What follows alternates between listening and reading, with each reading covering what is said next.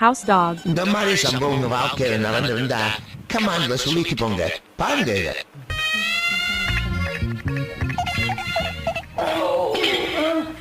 சும்மா காக்கோ கடிக்கலாம் மாட்டாங்க.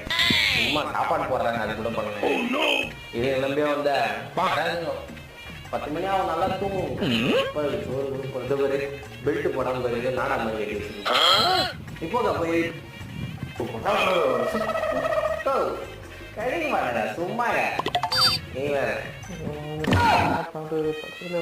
கொலைக்கிற நாய் கடிக்காது சொல்லுவான் தெரியுமா? கடிக்க மாட்டேன் சும்மா வரல நாய் வயசு வர மாட்டேது பூ போனீங்களா சும்மா கடிக்க மாட்டேங்க அப்படி சொல்ல என்னை தாண்டி தான் போகணும்.